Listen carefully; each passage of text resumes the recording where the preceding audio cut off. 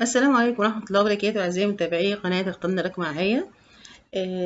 الفكرة جت من إن الياباني دوت اتعرض لانتقادات كتيرة قوي، خلته يستغل مهاراته في إنه يعمل أي حاجة والحصول على الأموال منها. عشان كده افتكر فكرة درت عليه أموال وشهرة، وهي فكرة استئجار شخص.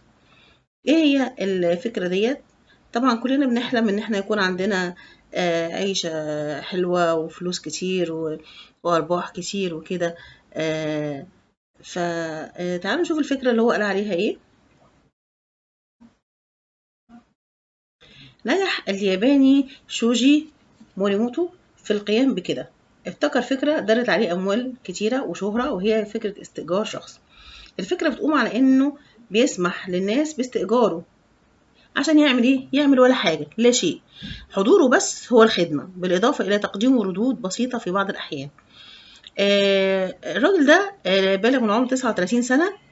استقال من كل وظيفة اشتغل فيها في حياته بعد الانتقادات المستمرة من مدرائه وزملائه، بيتهموه فيها بأنه ما بيعملش حاجة خلال العمل. طبعا الحاجة دي خنقته جدا ودفعه إلى التفكير في استغلال مهاراته في فعل لا شيء والحصول منها على المال. قال لك الله، يعني أنا ما بعملش ولا حاجة، طب أنا هستغل ولا حاجة دي وأحصل منها على المال. نشر إعلانات عن خدماته. قال إنه في حالة لو حد حب يكتب كتابة، لو حد عايز يكتب كتاب، عايز حد يذاكر بشكل أفضل، من ممكن إن هو يستأجره عشان يقعد معاه بس، وبالتالي هيركز بشكل أفضل.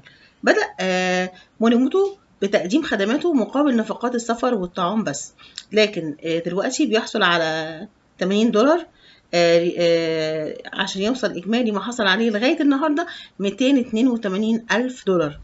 نقلت صحيفة دايلي ميل البريطانية عنه بعض من أغرب الأعمال اللي قام بيها، من بينها إنه عمل مرافق لامرأة خلال توقيعها على أوراق طلاقها. راح لمطعم مع رجل طلب آيس كريم.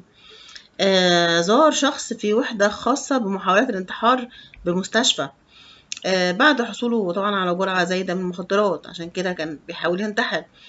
زيارة شخص في منزله عشان بيبقى كده بيدفعوا للتنظيف بعد تأجيل الأمر لمدة شهور.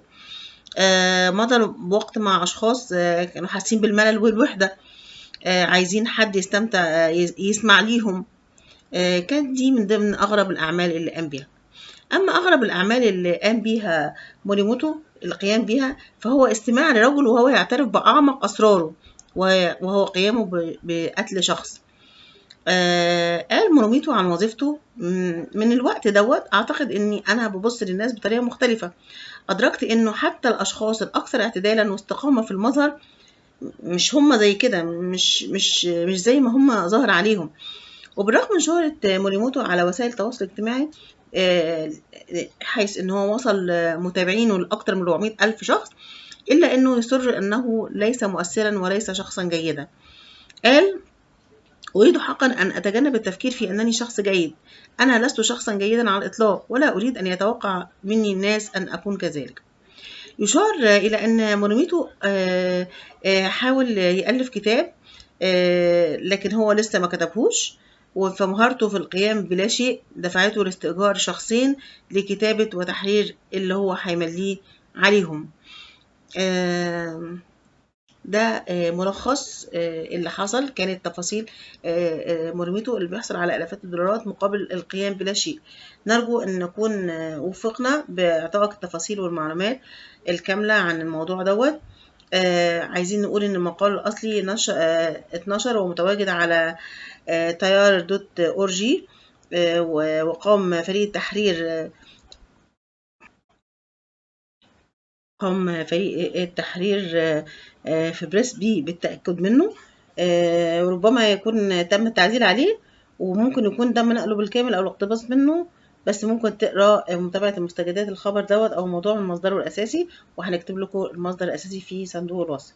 شكرا لكم أعزائي المتابعين، والسلام عليكم ورحمة الله وبركاته.